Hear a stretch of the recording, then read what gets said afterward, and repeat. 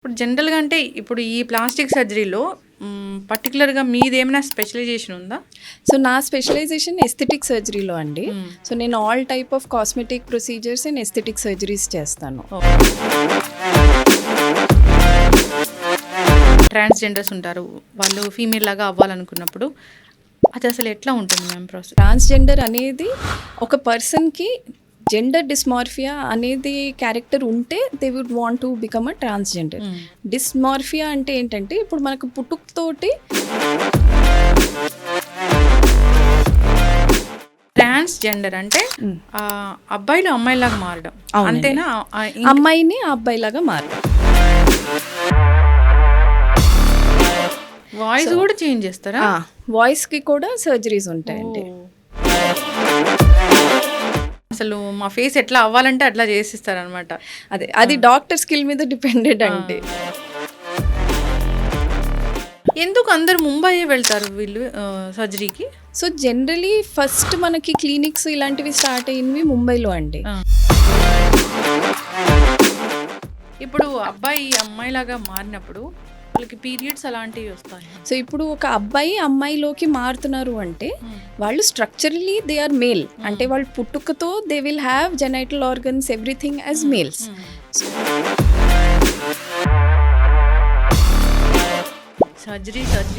Surgery అంటే లక్షలు పోయాల్సి వస్తుందా? ఇవి నేను మీకు చెప్పినట్టు చూడండి, ఈ సర్జరీలో ఒక్క టైప్ ఆఫ్ డాక్టరే కాదు. So it's not just plastic surgeon.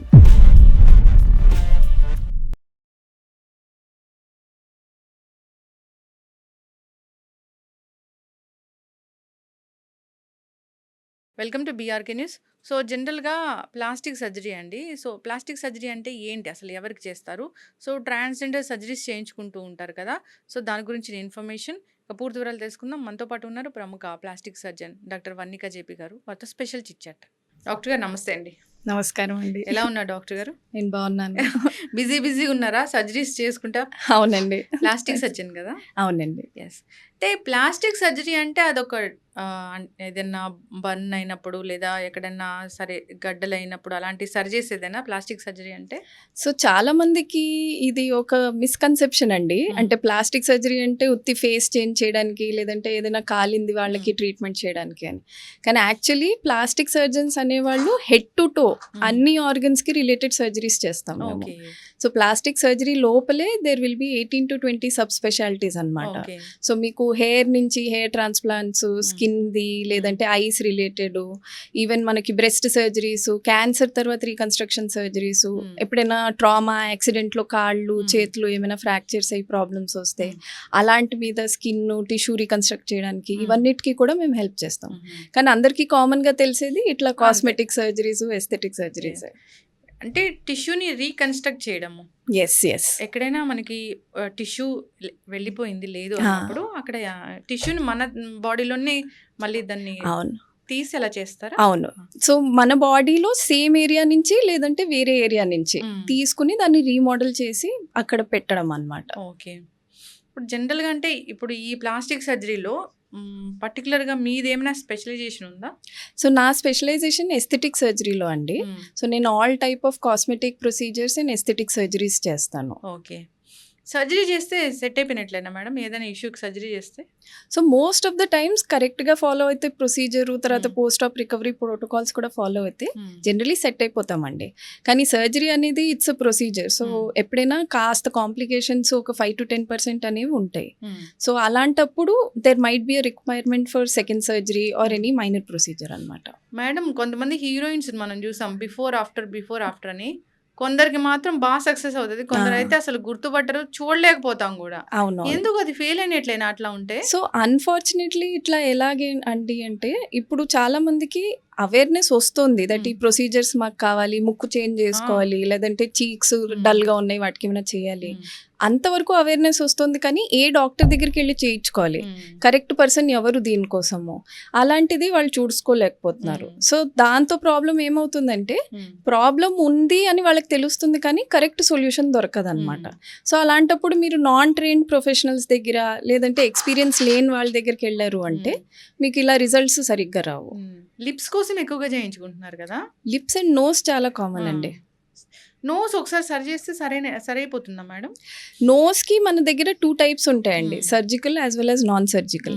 So ఎవరికైనా ఇప్పుడు లైఫ్ లాంగ్ పర్మనెంట్‌గా నాకు సర్జరీ వద్దు. ఫస్ట్ నేను చూసుకుందాం అనుకుంటున్నాను. దట్ ఎట్లా ఉంటుంది నాకు సర్జరీ అయితే అన్నట్టు. సో అలాంటి వాళ్ళకి నాన్ సర్జికల్ ఆప్షన్స్ ఇస్తాం. సో ఫిల్లర్స్ అని ఇట్లాంటివి కొన్ని ప్రొసీజర్స్ ఉంటాయన్నమాట. సో దాంతోటి మనం చేస్తే మీకు ఒక 2 to 3 ఇయర్స్ వరకు నోస్ అట్లా షేప్‌లో ఉంటుంది. సో ఆ 2 ఇయర్స్‌లో వాళ్ళకి అర్థమవుతుందన్నమాట. ఓకే, మా నోస్ ఇట్లా ఉంటుంది సర్జరీ తర్వాత. So I'm happy with it, not happy with it. బాగానే ఉంది, లైఫ్ లాంగ్ కావాలి అంటే then they go on to surgery. So అది ఇంకా పర్మనెంట్ సొల్యూషన్ లాగా. ఓకే. అంటే ఒక అనుభవం ఉన్న డాక్టర్ దగ్గరికి వెళ్తేనే ఈ సర్జరీస్ అనేవి కరెక్ట్‌గా అవుతాయి. కరెక్ట్. చాలా ఇంపార్టెంట్. ఇప్పుడు రకరకాల నోసే సరి చేయాలనుకోండి, అక్కడ వేరే మెటీరియల్ పెట్టడమేగా లోపల? మీ ఓన్ మెటీరియల్తో కూడా రీకన్స్ట్రక్ట్ చేస్తామండి. ఓకే. సో పాతకాలంలో అట్లాగా ఇంప్లాంట్స్ అని వచ్చేవి. సో ఇప్పుడు మనకి కాళ్ళకి హిప్స్కి సర్జరీ చేస్తున్నప్పుడు ఇంప్లాంట్స్ అని పెడతాం కదా, అలా నోస్కి కూడా సిలికాన్ ఇంప్లాంట్స్ అని వచ్చేవి. ఇప్పుడు దాంట్లో కూడా చాలా మోడిఫికేషన్స్ వచ్చాయి. సో మన ఓన్ బాడీలో కార్టిలేజెస్ అని ఉంటాయి అన్నమాట. సో మన ఇయర్ కార్టిలేజు లేదంటే ముక్కు మధ్యలో ఉన్న గ్యాప్లో కార్టిలేజ్ ఉంటుంది. ఆ కార్టిలేజు లేదంటే రిబ్స్ దగ్గర ఉన్న మెటీరియల్ ఇవన్నీ తీసుకుని మనం మోడిఫై చేస్తాం. సో బయట నుంచి మెటీరియల్ పెట్టే అవసరం జనరల్గా రాదు. ఇప్పుడు చాలా మందికి ఇది ఉంటుంది కదా మేడం, గ్రహణం వల్ల వచ్చింది, కరెక్ట్. అది లిప్ ఇలా అయింది అని. దానికి కూడా చేస్తారా? సో దాన్ని క్లెఫ్ట్ లిప్ అండ్ ప్యాలెట్ అంటారండి. అదొక సెపరేట్ ఎంటిటీ ఉంటుంది. సో ఇవన్నీ కంజనైటల్ డిఫార్మిటీస్ అనే ఒక క్లాసిఫికేషన్ లో వస్తాయి. సో వాటికి కూడా ఒక స్పెసిఫిక్ ట్రైనింగ్ ఉంటుంది. అండ్ లక్కీలీ మనకి ఇప్పుడు హైదరాబాద్ లో చాలా ఏరియాస్ లో చాలా మంది ట్రైన్ డాక్టర్స్ కూడా ఉన్నారు. సో అది కూడా ఇట్ ఈస్ రివర్సిబుల్, మంచిగా ట్రీట్ చేయొచ్చు. ముక్కు మూతి సరిగా లేదు, బాగాలేదు అని ఫీల్ అయిన వాళ్ళు ఎవరైనా మీ దగ్గర రావచ్చు. Yes, definitely. ఎస్. అయితే మ్యామ్, ఈ బ్రెస్ట్ లిఫ్టింగ్, బ్రెస్ట్ ఇంప్లాంటేషన్ అని ఎక్కువగా ఇప్పుడు సినిమా రంగానికి సంబంధించిన వీళ్ళు మోడల్స్ కానీ అలా వెళ్తూ ఉంటారు. అంటే ఇప్పుడు నార్మల్ వాళ్ళు కూడా దానికోసం వెళ్తూ ఉన్నారు. అది మంచిదేనా? దానికి సైడ్ ఎఫెక్ట్స్ ఏమైనా ఉంటాయా? సో ఇప్పుడు చూడండి, మెయిన్ మనం అసలు ఫస్ట్ ఆఫ్ ఆల్ డిటర్మైన్ చేయాల్సింది ఏంటంటే, ఒక పేషెంట్ వచ్చారంటే వాళ్ళకి ఆ బ్రెస్ట్ లిఫ్ట్, బ్రెస్ట్ సర్జరీ అవసరమా లేదా.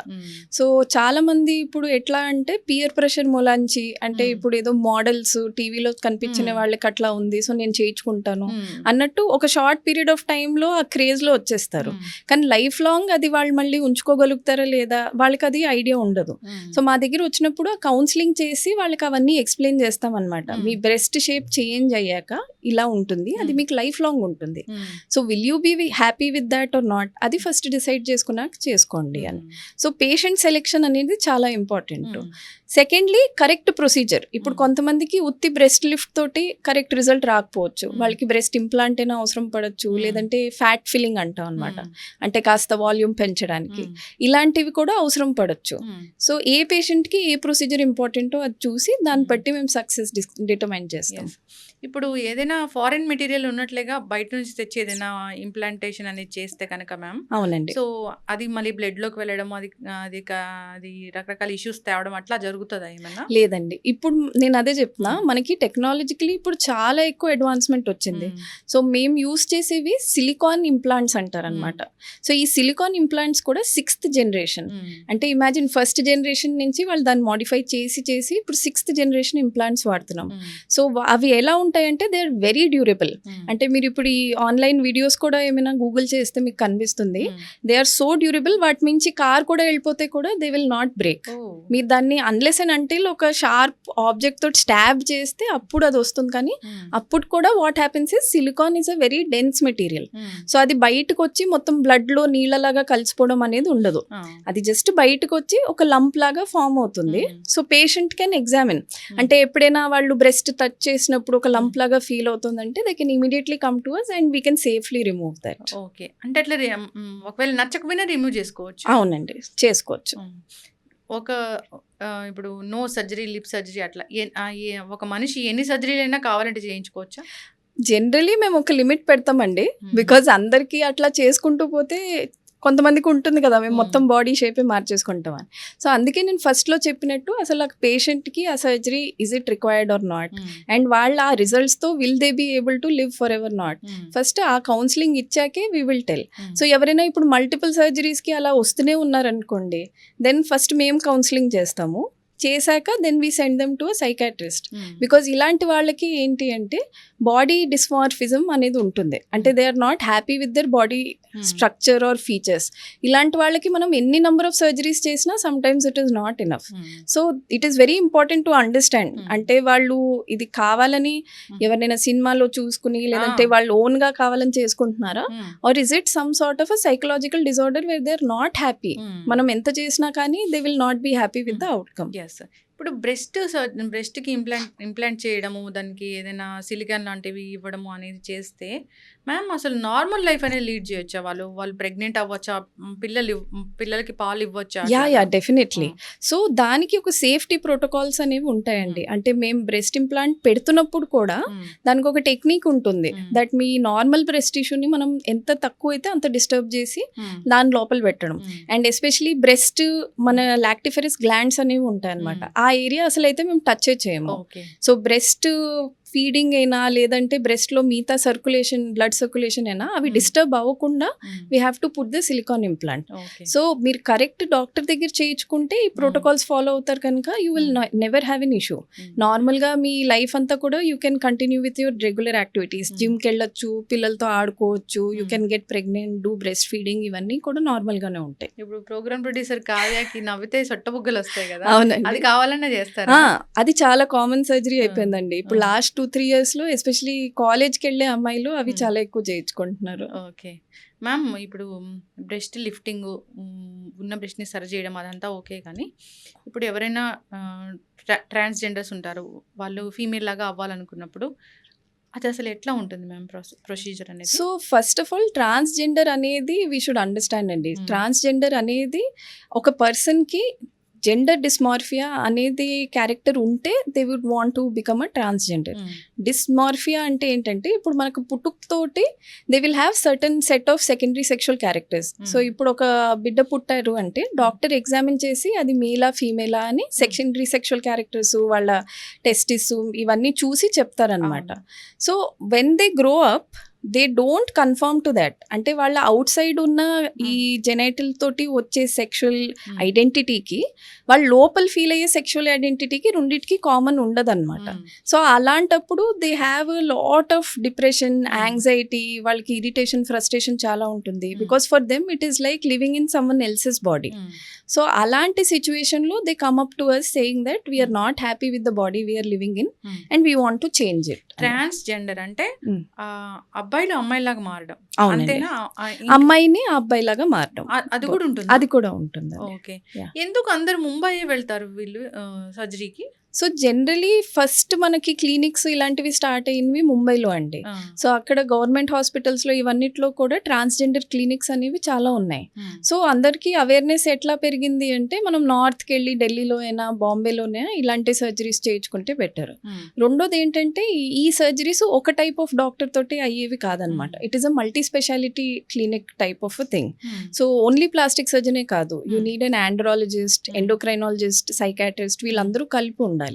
సో ఇలా అందరూ కలిపి ఉన్న హాస్పిటల్స్, ఆ ట్రాన్స్జెండర్ క్లినిక్స్ ఇవన్నీ ఒకే ప్లేస్ లో ఉండాలి. సో అలాంటి వాటికి వాళ్ళు జనరల్ గా మార్కెటింగ్ చేసినవి దట్ బాంబే ఆర్ ఢిల్లీలోనే ఇలాంటి క్లినిక్స్ ఉన్నాయి అని. ఇప్పుడు మీ దగ్గరికి ట్రాన్స్జెండర్స్ వస్తారా ఇట్లా? అవునండి, వస్తారు. ఎట్లాంటి చెప్తా ఉంటారు, ఎట్లా మారాలనుకున్నాము, ఏం చెప్తా ఉంటారు అసలు? సో జనరలీ అందరూ వచ్చి ఫస్ట్ ఏమంటారంటే మాకైతే 2 types ఆఫ్ సర్జరీస్ కావాలి అంటారండి. టాప్ సర్జరీస్ అంటాం అనమాట. అసలు ట్రాన్స్జెండర్స్ కి 2 to 3 types ఆఫ్ సర్జరీస్ ఉంటాయి. ఫస్ట్ ఏంటంటే top half of the surgery, అంటే మేల్ టు ఫీమేల్ చేయాలంటే బ్రెస్ట్ సైజ్ పెంచడానికి, ఫీమేల్ టు మేల్ చేయాలంటే అది బ్రెస్ట్ మొత్తం తగ్గించేసి మేల్స్ లాగా చెస్ట్ చేయడానికి. Second bottom surgeries. Bottom surgeries అంటే ఈ జెనైటల్స్ ఉంటాయి కదా, సో మేల్ టు ఫీమేల్ అంటే మేల్స్ కి పీనిస్ ఉంటుంది, అది తీసేసి దాన్ని ఫీమేల్ వెజైనా లాగా చేయడము. ఫీమేల్ టు మేల్ అంటే దానికి అదే ఆపోజిట్ గా చేయడం, ఇలాంటివి. ఇవి కాకుండా కాస్త ఫెమినైజేషన్ అయినా మాస్కులనైజేషన్ సర్జరీస్ అనేవి ఉంటాయి. సో అంటే మన ఫేస్ మేల్ టు ఫీమేల్ అవ్వాలంటే ఇప్పుడు మీరు చూస్తారు మేల్స్ కి చాలా బ్రాడ్ గా ఉంటుంది, బోన్స్ ఈవెన్ టిష్యూ కూడా చాలా గట్టిగా ఉంటుంది, మసిల్స్ చాలా ఎక్కువ ఉంటాయి. సో వాళ్ళు ఉత్తి బ్రెస్ట్ మనం చేంజ్ చేసుకున్నా కానీ ఫేస్ ఇంకా మేల్స్ లాగానే ఉంటుంది కనుక అలాంటి వాళ్ళకి మేము సర్జరీస్ చేస్తాం అన్నమాట.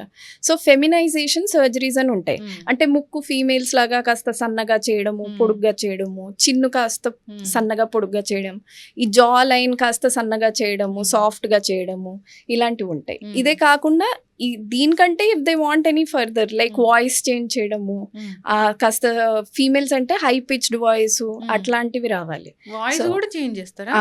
వాయిస్ కి కూడా సర్జరీస్ ఉంటాయండి. ఇప్పుడు అంకిత చూసాము జా లైన్ సర్జరీ చేయించుకున్నారు అది. అవును. సో ఆ జా లైన్ దానికి కూడా 2 టైప్స్ ఉంటాయి, సర్జికల్ అండ్ నాన్ సర్జికల్. ఇప్పుడు సర్జికల్ అంటే మనం దానికి జా లైన్ షేవింగ్ సర్జరీస్ ఉంటాయి, మనం చిన్ ఇంప్లాంట్స్ అంటాం అనమాట, అంటే చిన్ లాంగ్ గా రావడానికి ఇలాంటివి ఉంటాయి. కానీ కొంతమందికి సర్జరీస్ అంటే చాలా భయం వేస్తుంది, లేదంటే సర్జరీ చేయించుకోము అంటారు. అలాంటి వాళ్ళకి మేము ఏం చేస్తామంటే బోటాక్స్ అండ్ ఫిల్లర్స్ కాంబినేషన్ తోటి ఇక్కడ జా లైన్ క్రియేషన్ అవన్నీ చేస్తాం అనమాట. ఓ ఎట్లా అసలు మా ఫేస్ ఎట్లా అవ్వాలంటే అట్లా చేసిస్తారనమాట. అది డాక్టర్ స్కిల్ మీద డిపెండెడ్ అండి. అంటే ఎట్లా చెయ్యాలి మీకు ఒక క్లియర్ ఐడియా ఉండాలి ఒక పేషెంట్ కి. First of all that what are the things that can be done, and ఒక రియలిస్టిక్ ఎక్స్పెక్టేషన్ ఉండాలి. అంటే ఇప్పుడు సడన్ గా ఒకళ్ళు వచ్చి నేను డైరెక్ట్ గా ఇట్లాగా ఆలియా భట్ లాగా అవ్వాలి, లేదంటే నేను ఈ యాక్ట్రెస్ లాగా అవ్వాలి అంటే మనం సేమ్ టు సేమ్ కాపీ చేయలేం. మీ ఫేస్ కి ఏం బాగుంటుందో అది మీకు తెలుసుకుని ఉండాలి. సో దానికి we can get close to it. ఇప్పుడు ట్రాన్స్జెండర్ సర్జరీస్లో అబ్బాయి అమ్మాయి లాగా అవ్వాలని వస్తే కనుక మీరు అన్నట్లు బాటమ్ సర్జరీస్, టాప్ సర్జరీస్ ఇలా ఉంటాయి. అంటే అది చేయడానికి అసలు ఎంత టైం పడుతుంది? ఇది చాలా గుడ్ క్వశ్చన్ అండి. ఎందుకంటే చాలా మందికి ఐడియా ఉండదు అసలు సర్జరీస్ అంటే ఏంటి అనేది అవగాహన ఉంటుంది, కానీ ఎంత టైం పడుతుంది అనేది జనరల్గా పబ్లిక్కి ఐడియా ఉండదు. సో ఇప్పుడు బోత్ సర్జరీస్ జనరలీ ఒక సిట్టింగ్లో చేయడం కాస్త కష్టం అవుతుంది. సో మనం ఏం చేస్తామంటే 2 స్టేజెస్లో చేస్తాము, 3 స్టేజెస్లో చేస్తాం అనమాట. సో ఈచ్ సర్జరీకి మధ్యలో అట్లీస్ట్ 6 months గ్యాప్ అని పెడతాము. సో ఇప్పుడు ఓన్లీ టాప్ సర్జరీ అనుకోండి, వాళ్ళు వచ్చి జస్ట్ ఒక 1 day హాస్పిటల్లో ఉండి వెళ్ళిపోవచ్చు. కానీ అదే బాటమ్ సర్జరీస్ అంటే they have to stay in the hospital for at least 5 to 6 days. So అది అయ్యాక కూడా there will be a follow up for at least a year or so. So మీకు total duration of surgery 2 surgeries అవడానికి at least ఒక 1.5 year వేసుకోండి. Surgery అయిపోయాక కూడా మీకు మొత్తం ఇంకొక 1.5 year ఫాలో అప్ ఉంటుంది అనమాట. సో టోటల్ ఒక 2 to 3 years పడుతుంది for completion of this process. Complications ఏం రావా మేడం తర్వాత అయినా? సో కాంప్లికేషన్స్ ఇలాంటి బాటమ్ సర్జరీస్లో ఎక్కువ ఉంటాయండి టాప్ కంటే కూడా. బాటమ్ సర్జరీస్లో కాంప్లికేషన్స్ ఏంటంటే మిగతా సర్జరీస్ లాగా ఇన్ఫెక్షన్ రావచ్చు, ఏమైనా బ్లీడింగ్ అవ్వచ్చు. ఇంకోటి ఏంటంటే మనం మల్టిపుల్ టిష్యూస్ అక్కడ యూస్ చేస్తున్నాం కనుక ఏమైనా టిష్యూ పాడైంది, అక్కడ ఏమైనా టిష్యూ లీక్ అయింది అంటే యూరినరీ ప్రాబ్లమ్స్ రావడము, లేదు అంటే సెక్షువల్ ఇంటర్కోర్స్ చేస్తున్నప్పుడు ఆ ఏరియాస్లో ప్రాబ్లం రావడము, ఇవన్నీ ఉంటాయన్నమాట. సో అందుకే we ask them that at least ఒక 1.5 year వరకు మా కంటిన్యూషన్ లో ఉండండి ఫాలో అప్ లో, అండ్ ఫ్యూచర్ లో కూడా ఇయర్లీ వన్స్ ఒకసారి వచ్చి కలిసి వెళ్తూ ఉంటే బాగానే ఉంటుంది అన్నమాట. ఓకే, అసలు రెగ్యులర్ ఫాలో అప్ లో ఉండాల్సిందే. అవును. ఇప్పుడు అబ్బాయి అమ్మాయి లాగా మారినప్పుడు వాళ్ళకి పీరియడ్స్ అలాంటివి వస్తాయా? లేదండి, బికాస్ పీరియడ్స్ అనేవి ఇంటర్నల్ ఆర్గన్స్ మూలంచి వస్తుంది. అంటే మన గర్భసంచి ఉంటుంది కదా, యూట్రస్, దాని మూలంచి వస్తుంది. సో ఇప్పుడు ఒక అబ్బాయి అమ్మాయిలోకి మారుతున్నారు అంటే వాళ్ళు స్ట్రక్చరలీ దే ఆర్ మేల్, అంటే వాళ్ళు పుట్టుకతో they will have genital organs everything as males. So they will not have a uterus, only we're changing the outer parts. So అందుకే వాళ్ళకి పిల్లలు పుట్టడము, లేదంటే ఇలా పీరియడ్స్ రావడము ఇలాంటివి అవ్వవన్నమాట. మరి అమ్మాయి అబ్బాయి లాగా మారినప్పుడు సేమ్, అప్పుడు మనం ఏం చేస్తామంటే గర్భసంచి తీసేస్తాము. సో గర్భసంచి ప్లస్ ఓవరీస్ ఇట్లాంటివి తీసేసి జస్ట్ ఎక్స్టర్నల్ ఆర్గన్స్ మారుస్తాం అనమాట. సో అందుకే ఇలాంటి పేషెంట్స్ లో who go under go extensive bottom surgeries hormone replacement therapy అనేది అంటాం అనమాట. మ్యామ్ ఒకసారి అబ్బాయి అమ్మాయి లాగా మారిన తర్వాత మళ్ళీ ఏమైనా మనసు మార్చుకొని మళ్ళీ చేంజ్ అవ్వాలంటే సో అప్పుడు ఇంటర్నల్ ఆర్గన్స్ అయితే ఉండవండి, మళ్ళీ ఎక్స్టెన్సివ్ బాటమ్ సర్జరీ చేసి మనం మొత్తం మార్చలేం, కానీ ఒక 60% క్లోజ్ టు ద ప్రీవియస్ అది చేయొచ్చు. బట్ అందుకే ఇలాంటివి అవ్వకూడదనే దెర్ ఆర్ సర్టన్ ప్రోటోకాల్స్. ఇండియాలో if you want to change your gender there is a long process. First of all మీకు 2 psychiatrists దగ్గర నుంచి సర్టిఫికేట్ కావాలి. సో ఇప్పుడు మా దగ్గర ఎవరైనా పేషెంట్ వచ్చారంటే ఫస్ట్ అదే అడుగుతాం, you should be under psychiatrist counselling, and వాళ్ళు మీకు సర్టిఫికేట్ ఇవ్వాలి that this person is undergoing gender dysphoria. So అది 2 సర్టిఫైడ్ సైకాట్రిస్ట్ చెప్పాక then they ask that person to live in the other gender's body for at least 1 year. అంటే ఇప్పుడు male to female అవ్వాలి అంటే వాళ్ళు ఫీమేల్ బట్టలు వేసుకుని 1 year కంటిన్యూస్గా ఉండాలన్నమాట. ఇవన్నీ ఎందుకు? So that the surrounding society accepts it, వాళ్ళు ఓన్గా యాక్సెప్ట్ చేసుకోవాలి అండ్ వాళ్ళకి తెలియాలి దట్ మేము ఈ మైండ్ సెట్లో లైఫ్ లాంగ్ ఉండాలి. సో ఇలాంటివి రివర్స్ చేయడం చాలా కష్టం. సర్జరీస్ మళ్ళీ రివర్స్ చేసి దానికి కాంప్లికేషన్స్ వచ్చి ఫెయిలియర్స్ ఉండడం అవన్నీ చాలా హై ఉంటాయి. సో అందుకే సర్జరీ ముందే వి ట్రైన్ దెమ్. ఇట్లా 1 year వాళ్ళు బట్టలు వేసుకుని ఇవన్నీ ఉంటే it is easy. Plus hormone therapy కూడా ఆ టైంలోనే స్టార్ట్ చేస్తారు. సో వాళ్ళకి అదొక ప్రాక్టీస్ లాగా అవుతుంది అనమాట. దట్ సర్జరీ ముందే మనం హార్మోన్ థెరపీ కూడా స్టార్ట్ చేస్తుంటే they'll be used to it. ఇలాంటివి మ్యామ్ అంటే ఈ జెండర్ మార్చుకోవాలనుకునే వాళ్ళకి ఏజ్ అనేది కూడా చూస్తారా మీరు? Yes, definitely. ఇప్పుడు ఎవరైనా చిన్నపిల్లల్ని తెచ్చుకుని మేము ఇప్పుడే చేసుకోవాలి, మేము స్కూల్లో ఉన్నాము, మేము చేసుకుంటున్నాము అంటే we definitely won't except, because this is a very complex surgery. So minimum age 18 పైనే అంటాం అనమాట. సో 18 పైన కూడా you should have at least 1 guardian. ఎవరైనా ఒకళ్ళు వచ్చి మీతోటి ఆ సర్జరీకి కన్సెంట్ ఇవ్వాలి, అప్పుడే మేము ఈ సర్జరీ చేస్తాము. సర్జరీ సర్జరీ సర్జరీ సర్జరీ అంటే లక్షలు పోయాల్సి వస్తుందా? ఇవి నేను మీకు చెప్పినట్టు చూడండి, ఈ సర్జరీలో ఒక్క టైప్ ఆఫ్ డాక్టరే కాదు. So it's not just plastic surgeon. దీనికి ఎండోక్రైనాలజిస్ట్ ఉండాలి, మీకు 2 సైకాట్రిస్ట్ ఉండాలి. తర్వాత మీరు బాటమ్ సర్జరీ చేయించుకుంటున్నారంటే ఒక ఆండ్రాలజిస్ట్ ఆర్ యూరాలజిస్ట్ కూడా కంపల్సరీ ఉండాలి. సో మనకి ఇన్ని డాక్టర్స్ ఉంటారు కనుక అండ్ మల్టిపుల్ స్టెప్స్ కదా, 2 to 3 సర్జరీస్ ఉంటాయి, కాంప్లెక్స్ సర్జరీస్. సో అందుకే it is little costly. Ma'am ఇంత టెక్నాలజీ వచ్చింది, ఇన్ని కనిపెట్టారు, ఇన్ని రకాల సర్జరీస్, ప్లాస్టిక్ సర్జరీస్ రకరకాలు చెప్తూ ఉన్నారు కదా, అసలు ఏజ్ అవ్వకుండా చేసే సర్జరీ ఏమైనా ఉంటుందా? ఏజ్ అవ్వకుండా సర్జరీస్ చేస్తున్నారండి. సర్జరీస్ కంటే ఇప్పుడు ఎట్లా నడుస్తుందంటే, ఇప్పుడు కొత్త ట్రెండ్ ఏంటంటే యాంటీ ఏజింగ్ మీద ఎక్కువ ఫోకస్ చేస్తున్నారు, లేదంటే ageing more naturally but slowly అనేది ఫోకస్ ఎక్కువ చేస్తున్నారు అనమాట. సో మన ఫేస్ని ఎక్కువ ఎలా యూత్ఫుల్ ఉంచవచ్చు, మన సరౌండింగ్స్లో ఉన్న ఎన్వైర్న్మెంట్లో ఉన్న ప్రొడక్ట్స్ ఏంటి, ఇంగ్రీడియంట్స్ ఏంటి, ఇవి ఎక్కువ దాని మీద రీసెర్చ్ చేస్తున్నారు. సో ఇప్పుడు లోకల్గా రీసెంట్గా వచ్చే ప్రొడక్ట్స్ ఏంటంటే మనకి స్కిన్ బూస్టర్స్ అనేవి ఉంటాయి అన్నమాట. సో అవి మనం స్కిన్లో ఇంజెక్ట్ చేస్తే స్కిన్లో కొలాజన్, కెరటినోసైట్స్ ఇవన్నీ ఎక్కువ ఫామ్ అవుతాయి. సో మీ స్కిన్ సాగ్ అవడము ఇవన్నీ కూడా తగ్గుతాయి అన్నమాట. స్కిన్ అసలు సాగ్ అనేది ఎందుకు అవుతుంది మ్యామ్? అంటే ఏజ్ పరంగా కాకుండా, ఏజ్ పెరగకుండా కూడా కొంతమంది చాలా పెద్దోళ్ళగా కనిపిస్తూ ఉంటారు, అది ఎందుకు? సో మన ఫేషియల్ స్ట్రక్చర్కి 3 బేసెస్ ఉంటాయండి. ఒకటి మీ బోన్స్, మీ బోనీ స్ట్రక్చర్ ఎలా ఉంది. రెండోది మన టిష్యూస్, అంటే ఆ బోన్స్ పైన ఉన్న మీ ఫ్యాట్ అయినా, మసిల్స్ అయినా, లిగమెంట్స్ అయినా ఎలా ఉంటాయి. థర్డ్ ఏమో మీ స్కిన్ టెక్స్చర్. ఇప్పుడు అందరికీ పుట్టుకతో ఇవన్నీ డిఫరెంట్ వెరైటీస్గా వస్తారనమాట. సో ఇప్పుడు మీ పేరెంట్స్ లేదంటే మీ గ్రాండ్ పేరెంట్స్కి చాలా మంచి బోనీ స్ట్రక్చర్ ఉందనుకోండి, మీకు ఎప్పటికైనా మీరు చూస్తారు కొంతమంది ఓల్డ్ అయినా కానీ, ఇప్పుడు చూడండి రేఖా గారు ఉన్నారు, వీళ్ళందరికీ మంచి బోనీ స్ట్రక్చర్ ఉంది. సో వాళ్ళు ఓల్డ్ అయినా కానీ వాళ్ళకి ఏజ్ వచ్చినట్టు ఉంటుంది, కానీ సాగ్ అంత ఎక్కువ ఉండదు. ఇన్ కంపారిజన్ ఇప్పుడు ఎవరికైనా చాలా రౌండ్ ఫేస్ ఉంది, బోనీ స్ట్రక్చర్ చాలా లైట్గా ఉంది అంటే మన పైన ఉన్న మసిల్స్ అవన్నీ కూడా తొందరగా సాగ్ అయిపోతాయి, వాటికి సపోర్ట్ ఉండవు అనమాట. ఓకే. సో ఇప్పుడు గ్లూటథయాన్ అని ఒకటి చాలా వింటూ ఉన్నాము, ఐవీస్ ఇంటికి వచ్చి మరి చేస్తారు అంటున్నారు, ఎంత వరకు నమ్మొచ్చు మ్యామ్? సో గ్లూటాథయోన్ అనేది ఇట్స్ అ గుడ్ ప్రోడక్ట్ అండి, కానీ ఇంట్లో వచ్చి చేయించుకునే అంత that is not a very easily available product. అందరూ ఏమనుకుంటారంటే ఇప్పుడు జనరల్గా మనం పారాసెటమాల్ అవన్నీ ఎట్లా ఓవర్ ద కౌంటర్ కొనుక్కుంటాము, గ్లూటాథయోన్స్ ఇవన్నీ కూడా అలానే తీసేసుకోవచ్చు. కానీ మీ బాడీలోకి ఏం వెళ్తుందో it is a product which is given IV అంటే జనరలీ అండర్ సూపర్విజన్ తీసుకోవడం మంచిది. బికాజ్ ఇలాంటి వాటికి కొంతమందికి రియాక్షన్స్ రావడము, లేదంటే మీకు కరెక్ట్ గా డోసేజ్ వెళ్ళలేదంటే రెస్పాన్స్ రాకపోవడము, ఇవన్నీ చాలా కామన్. వేరే స్టేట్ లో ఎక్కడో అవి ఎక్కువ వాడి కొలాజిన్ సప్లిమెంట్స్ అవన్నీ డాక్టర్ ప్రిస్క్రైబ్ చేయకుండా సొంతగా వాడడం వల్ల చనిపోయారని కూడా చెప్పారు మ్యామ్. అవును, ఇలాంటి వాటితో ఏమవుతుందంటే మీ బాడీ లోపలికి వెళ్ళాక అవి ఎట్లా రియాక్ట్ అవుతాయో మనకు తెలీదు. బికాజ్ నంబర్ 1 బ్రాండ్ అనేది చాలా ఇంపార్టెంట్. ఇప్పుడు మనం ఎక్కడి నుంచి తెచ్చుకుంటున్నాము, whether it has been tested or not.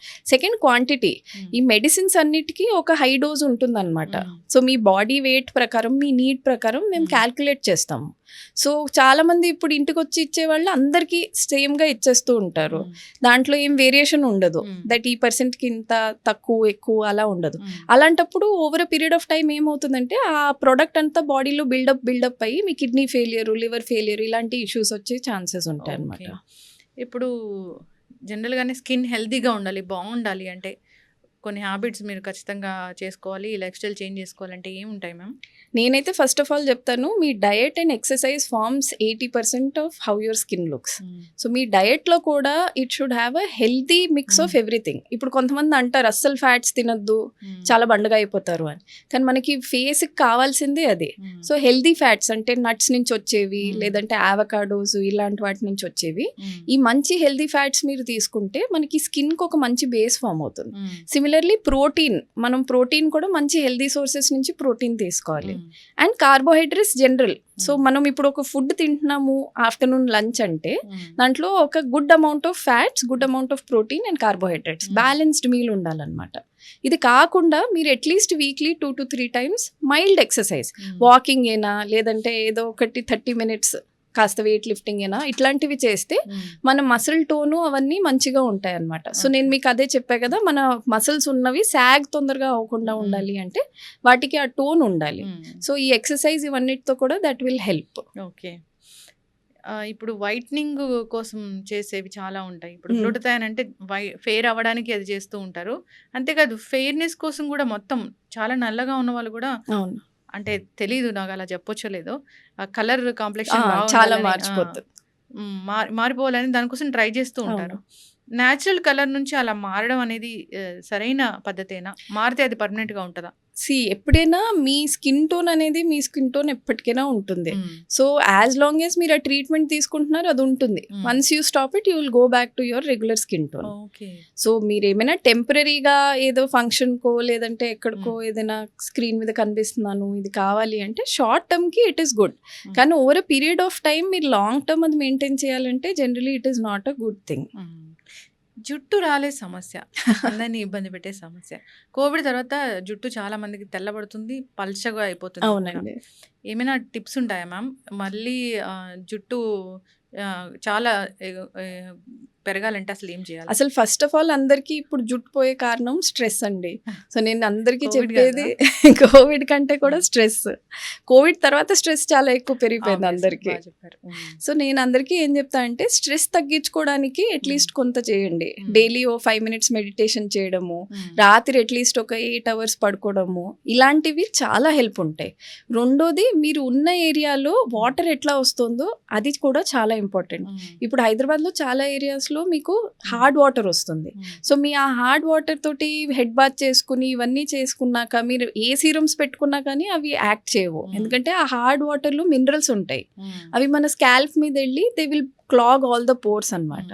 So మీ ఏరియాలో హార్డ్ వాటర్ ఉంది అంటే ఒక ప్యూరిఫైయర్ పెట్టుకోండి, లేదు అంటే తాగి మంచినీళ్ళతోటి తలస్నానం చేస్తూ ఉండండి. That also gives a very big difference. తాగి మంచినీళ్ళతో తలస్నానం? ఎస్. సో నార్మల్గా మనం హెడ్ బాత్ చేసుకుంటున్నప్పుడు జస్ట్ దానికి మీరు ఒక 1/2 bucket తీసుకుని ఉంచండి. ఓన్లీ హెడ్ బాత్ వరకు అది పెట్టుకుంటే చాలన్నమాట. సో దాంతో కూడా మీకు చాలా మటుకు డిఫరెన్స్ వస్తుంది. ఓకే. పల్చని జుట్టుని అసలు మనము దాన్ని పల్చని జుట్టుని అసలు మాయం చేయాలంటే అసలు ఎట్లా? జుట్టు పల్చగా ఉంటుంది, చాలా గ్యాప్స్ అనేవి ఉంటాయి, ఎట్లా మ్యామ్? సో దానికి కూడా ఫస్ట్ మీ డయట్ ఇంప్రూవ్ చేయాలి. ఇలాంటి వాటికి మెయిన్ కారణం ఏంటంటే వైటమిన్ డి, ఐరన్, కాల్షియం ఇవి 3 తక్కువ ఉన్నప్పుడు మీకు ఇట్లాగా హెయిర్ థిన్నింగ్ వస్తుంది. అంటే హెయిర్కి న్యూట్రిషన్ వెళ్ళట్లేదు అనమాట. సో ఆ న్యూట్రిషన్ పెంచుకోవాలి. రెండోది ఏంటంటే మీరు at least weekly 1 or 2 hair massage చేసుకోవాలి. సో తలస్నానం చేసే ఒక 20 minutes ముందు హెయిర్ ఆయిల్ చేసుకుని మసాజ్ చేసుకోండి. చాలా మంది ఏం చేస్తారంటే జస్ట్ ఆయిల్ రాసుకుని ఉంచేస్తారు, మసాజ్ అవన్నీ ఏం చేసుకోరు. సో స్కాల్ప్ మీద మంచిగా ఒక 5 to 10 minutes మసాజ్ చేసి ఇంకో 10 minutes ఉంచి నేను తలస్నానం చేసేస్తే సో దాంతో మీకు స్కాల్ప్ కి న్యూట్రిషన్ కూడా బాగా వస్తుంది అనమాట. అయితే మినరల్ వాటర్తో ఫేస్ వాష్ చేసుకున్నా కానీ మనం కాంప్లెక్షన్ అనేది బాగుంటుందా? మినరల్ వాటర్ అనేది అవసరం లేదండి, జస్ట్ రెగ్యులర్ వాటర్ తీసుకుంటే మంచిది. జనరల్గా స్కిన్ అనేది అంత తొందరగా రియాక్ట్ అవ్వదు. హెయిర్కి ఏమవుతుంది అంటే ఆ హార్డ్ వాటర్ తోటి మినరల్స్ ఉండిపోతాయి కనుక తొందరగా పోతూ ఉంటుంది. ఓకే. ఎస్ మ్యామ్, చాలా చక్కటి ఇన్ఫర్మేషన్ అండి ప్లాస్టిక్ సర్జరీ గురించి. అంటే తెలియదు అసలు ప్లాస్టిక్ సర్జరీ అనేది సపరేట్గా ఉంటారేమో అని చాలా మందికి తెలియదు. అయితే ఇప్పుడు ట్రాన్స్జెండర్ సర్జరీస్ అనేవి ముంబైలోనే ఎక్కువగా జరుగుతున్నాయంటే నేను అనుకున్న హైదరాబాద్లో ఉండదేమోనని జస్ట్ నేను విన్నప్పుడు. ఇప్పుడు చాలా అడ్వాన్స్మెంట్స్ వచ్చాయండి. There are so many doctors హైదరాబాద్లో who do transgender surgeries. And నేను చెప్పినట్టు పేషెంట్స్కి చాలా అంటే కాంప్లెక్స్ సర్జరీస్ ఇవి. సో మేము వాళ్ళ మీద వదిలేస్తాము. So it is customize to each patient. ఇప్పుడు కొంతమందికి ఓన్లీ టాప్ సర్జరీస్ కావాలంటారు, కొంతమంది ఓన్లీ ఫేషియల్ స్పెషల్ సర్జరీస్ కావాలంటారు. ఇప్పుడు ఇంకా కొత్త ట్రెండ్ ఏంటంటే కొంతమందికి ఓన్లీ కాంట్యూరింగ్ సర్జరీస్, అంటే ఇప్పుడు మేల్ టు ఫీమేల్ అవుతున్నారు అనుకోండి, ఇది అబ్డామిన్ దగ్గర కాస్త ఫ్యాట్ ఉంది, అది లైపోసెక్షన్ చేసి మాకు కాస్త నడుము కర్వేచర్ ఇవ్వండి, లేదంటే ఆర్మ్స్ చాలా బల్కీ ఉన్నాయి వాటిని కాస్త సన్నగా చేయడానికి ఏమైనా చేయండి, ఓన్లీ ఈ సర్జరీస్ మాకు చాలు అంటున్నారు. సో అలాంటివి కూడా ఉంటున్నాయి. సో స్పెసిఫిక్ పేషెంట్కి స్పెసిఫిక్ టైప్ ఆఫ్ సర్జరీస్ ఉంటాయి. అండ్ దాన్ని బట్టి ఇప్పుడు చాలా మంది కూడా చేస్తున్నారు ఇవి హైదరాబాద్. మీరు చాలా చక్కగా చెప్పారు డాక్టర్ గారు. అంటే ఇప్పుడు పొట్ట తగ్గించండి, కొంచెం అక్కడి వరకే షేప్ రావాలి అట్లా. కానీ ఎన్ని డైట్లు చేసినా ఏం చేసినా కానీ ఇక్కడ ఉన్న ఫ్యాట్ మాత్రం తగ్గదు చేతుల దగ్గర. ఎంత పెద్ద సర్జరీస్ చేసినా కానీ అంటున్నారు. అది ఎందుకు అంత టఫ్ ఎందుకు అవుతుంది? సో మన బాడీలో కొన్ని ఏరియాస్ ఉంటాయండి, అక్కడ ఫ్యాట్ ఈస్ డయట్ రెసిస్టెంట్ అంటాం, ఎందుకంటే అవి హార్మోన్ డిపెండెంట్ ఫ్యాట్ అన్నమాట. సో మిగతా ఏరియాస్ లాగా అది సాఫ్ట్ కరిగిపోయే ఫ్యాట్ లాగా ఉండవు. సో జనరల్గా ఇది ఫీమేల్స్లో ఎప్పుడు చూస్తామంటే ప్రెగ్నెన్సీ అయ్యాక, లేదంటే చాలా ఎక్కువ వెయిట్ గెయిన్ అయినప్పుడు కొన్ని ఏరియాస్లో మనకి చాలా ఎక్కువ ఫ్యాట్ డిపాజిట్స్ వచ్చేస్తాయి. అవి మీరు ఎంత ఎక్సర్సైజ్ చేసినా ఎంత డయట్ చేస్తున్నా కానీ అవి తగ్గవు. సో అలాంటప్పుడు ఇలా లైపోసెక్షన్స్ ఇవన్నీ దే విల్ బీ హెల్ప్ఫుల్ అన్నమాట. ఎస్, చక్కటి ఇన్ఫర్మేషన్ మ్యామ్. అంటే జనరల్గా ఏదైనా ఒక సర్జరీ చేయించుకోవాలంటే అథెంటిసిటీ ఉన్న డాక్టర్ దగ్గరికి వెళ్ళాలి, చాలా ఇంపార్టెంట్. అలా అయితేనే ఆ సర్జరీ అనేది సక్సెస్ అవుతుంది. మనం చాలా చూసాము, బిఫోర్ బాగున్న వాళ్ళనే చాలా మంది చూసాము. ఇప్పుడు సెలబ్రిటీస్ని చూసాము, మౌని రాయ్ అంతకుముందు చాలా బాగున్నారు, సర్జరీ తర్వాత కొంచెం బాగాలేదు, అట్లాగా ఏదేదో మీమ్స్ చూస్తూ ఉన్నాము. అట్లా ఫెయిల్ అవ్వకుండా ఉండాలంటే మంచి డాక్టర్ని చూస్ చేసుకోవాలి. సో మ్యామ్, ఇప్పుడు జెండర్ మారాక గర్భం ధరించడం అనేది సాధ్యమవుతుందా? పిల్లలు కావాలంటే ఏం చేయాలి? సో ట్రాన్స్జెండర్ సర్జరీస్లో నేను చెప్పినట్టు బయట సర్జరీసే చేస్తామండి. సో వాళ్ళకి పిల్లలు అవ్వాలి అంటే there are other methods to help them. So ఇప్పుడు ఫర్ ఎగ్జాంపుల్ ఎవరైనా ఫీమేల్ వచ్చి we want to transfer to a male అని చెప్పాము అంటే వాళ్ళకి ఎగ్ ఫ్రీజింగ్ అనేది ముందే అడ్వైస్ చేస్తాం. సో ఎగ్ ఫ్రీజింగ్ అంటే వాళ్ళకి ఫీమేల్గా ఉన్నప్పుడు ఎగ్స్ ఏమేమి ఉంటాయో అవన్నీ తీసి వాటిని సెపరేట్గా స్టోర్ చేస్తాం. సో ఫ్యూచర్లో ఎప్పుడైనా వాళ్ళకి పిల్లలు కావాలి అన్నారు అంటే then we can send them to a gynaecologist, and ఆ ఎగ్స్ ఏమేమి ఉన్నాయో వాటితో బట్టి they can have embryos and have kids అనమాట. సేమ్ మేల్స్లో కూడా ఏంటి అంటే before they convert to females మేము ఆ ఆర్గన్స్ అన్ని తీసే ముందు ఆ స్పర్మ్ని తీసుకుని వాటిని స్టోర్ చేస్తాం అనమాట. సో ఇన్ ఫ్యూచర్ వాళ్ళకి ఎప్పుడు పిల్లలు కావాలో same they can go for surrogacy or they can go for IVF చేసి ఇంకో సర్గేట్ మదర్ లో పెట్టి then they can have a kid అన్నమాట. అట్లా ఎగ్స్ తీసుకోవడం అంటే ఒకటేసారి ఎగ్స్ తీసుకుంటే అవి అట్లనే లైవ్ గా ఉంటాయా? ఆ ఎగ్స్ తీసుకుని వాటిని ఫ్రీజ్ చేసేస్తాం అనమాట. సో ఇప్పుడు మనకి ఈచ్ పీరియడ్ సైకిల్లో కొన్ని ఎగ్స్ వస్తాయి అన్నమాట. సో అవన్నిట్లోంచి ఒకటే ఎగ్ మిగులుతుంది. మనం ప్రెగ్నెంట్ అయ్యాము అంటే అది ఎంబ్రియో ఫామ్ అయ్యి దాంతో బిడ్డ పుడతారు, లేదు అంటే అదంతా మనకి జనరల్ గా పీరియడ్ లో బయటకు వచ్చేస్తుంది. సో ఎగ్ ఫ్రీజింగ్ అంటే జనరల్ గా మనకు ఒక సైకిల్లో ఎన్ని ఎగ్స్ వస్తాయో, ఒక 5 రావచ్చు, 10 రావచ్చు, 15 రావచ్చు, అన్ని వాళ్ళు దాన్ని తీసుకుని ఆస్పిరేట్ చేసి స్పెషల్ గా స్టోర్ చేస్తారు. ఓకే, అప్పుడు వాళ్ళు నచ్చిన టైంలో వాళ్ళు చేసుకోవచ్చు. కావాలంటే అప్పుడు సర్గేట్ పెట్టుకుని then they can have a kid. Okay, అయితే ఇప్పుడు ఈ ట్రాన్స్జెండర్స్ వేరు, హోమోసెక్షువల్స్ వేరా? అవునండి. సో హోమోసెక్షువాలిటీ అనేది it is an internal feeling. అంటే ఇప్పుడు ఒక అబ్బాయికి అబ్బాయి నచ్చాడు, లేదంటే అమ్మాయికి అమ్మాయి నచ్చింది. That is more about how they think and feel inside. So this has nothing to do with their outer body shape. Transgender అనేది మన బయట బాడీ షేప్ ఎట్లా ఉంది దాంతో they are not happy and they want to change. So transgender is more about the physicality, అంటే బయట ఎట్లా ఉన్నామో దాన్ని చేంజ్ చేసుకోవాలి. హోమోసెక్షువాలిటీ అంటే it is just a normal thought process that నాకు అబ్బాయి నచ్చాడా అమ్మాయి నచ్చాడా లేదు. ఓకే, అలా ఎందుకు ఆలోచిస్తారు మ్యామ్? జనరల్గా అలాంటి ఆలోచనలు ఎందుకు వస్తాయి? అంటే కౌన్సిలింగ్ వస్తారు కదా, అట్లా ఏం చెప్తారు అసలు వాళ్ళు? సో ఇవన్నీ నార్మలే అండి, అది చాలా మందికి it's just like a thought process. So ఇప్పుడు వాళ్ళకి కొంతమందికి అబ్బాయిలకి అబ్బాయిలు నచ్చుతారు, కొంతమందికి అమ్మాయిలకి అమ్మాయిలు నచ్చుతారు. ఇది ఇప్పుడు ఎందుకు ఎక్కువ తెలుస్తుందంటే ముందు చాలా మటుకు దీని మీద రెస్ట్రిక్షన్స్ ఉండేవి, సో ఎవరు బయటపడి చెప్పేవారు కాదు. ఇప్పుడు gradually those restrictions are coming out కనుక every one is being more vocal, ఇంకా చెప్పగలుగుతున్నారు దట్ ఇలా. బట్ దీంట్లో ఇలాగా అబ్నార్మాలిటీ ఆర్ ఇల్లాజికల్ అనేది లేదు. కొంతమందికి పుట్టుకతోటే వస్తుంది, కొంతమంది as they grow old and puberty వచ్చాక these thought processes form, and అట్లాగా వాళ్ళ ఇష్టము ఆ ఇష్టం ఎట్లా చేంజ్ అవుతుందో ఇది కూడా అలానే. అంటే పెళ్ళయ్యి ఆల్రెడీ వాళ్ళు ఫ్యామిలీ రన్ చేస్తున్న వాళ్ళు కూడా అలా మారిన వాళ్ళని మనం చూసామా? ఇది చాలా రేర్ అండి. కానీ హ్మ్. ఉంటారు కొంతమంది. బికాజ్ ఇప్పుడు ఫ్యామిలీ ప్రెషర్ తోటో, లేదంటే ఇప్పుడు ఫ్రెండ్స్ ప్రెషర్ తోటో, రిలేటివ్స్ ప్రెషర్ తోటో చాలామంది ఎట్లా ఉంటారంటే సొసైటీలో అట్లా ఓపెన్‌గా ఉండలేము అని ఫ్యామిలీ ప్రెషర్ కొద్దీ they will just marry someone. So ఇప్పుడు ఫర్ ఎగ్జాంపుల్ ఒక అబ్బాయి ఉన్నాడు. He can't come out as gay అంటే అలాంటి సిట్యుయేషన్‌లో ఫ్యామిలీ వాళ్ళు వాళ్ళని ప్రెషరైజ్ చేసి అమ్మాయితో పెళ్లి చేపిచ్చేస్తారు. బట్ అన్‌ఫార్చునేట్‌లీ బికాజ్ ఆ థాట్ ప్రాసెసే ఉండదు వాళ్ళకి కనుక ఆ మ్యారేజ్‌లో మళ్ళీ చాలా ప్రాబ్లమ్స్ వస్తాయన్నమాట. ఇంకా కొంతమందిని చూస్తాం వాళ్ళకి అమ్మాయిలంటే ఇష్టం ఉంటుంది, అబ్బాయిలంటే కూడా ఇష్టం అవును. ఉంటుంది. సో అలాంటి వాళ్ళని బైసెక్షువల్స్ అంటారు. ఆ. So they are attracted to both the genders అన్నమాట. అదైతే మనసుకు సంబంధించిన అవును. ఇష్యూనే, సైకలాజికల్ ఇష్యూనే అది. సో ఇష్యూ కూడా అనలేము. It is just a preference. Okay. So contact చేయాలని కోరుకుందాం మ్యామ్. ఈ సిరీస్ అనేది కంటిన్యూ చేద్దాము. Plastic you so surgery, much. ఇంకా మన బాడీని ఎలా మెయింటైన్ చేసుకోవాలి హెల్తీగా అనేది వాటి గురించి రకరకాల టాపిక్స్ అనేవి మనం కంటిన్యూ చేద్దాము. చాలా చక్కటి ఇన్ఫర్మేషన్ అండి. ధన్యవాదాలు. Thank you so much.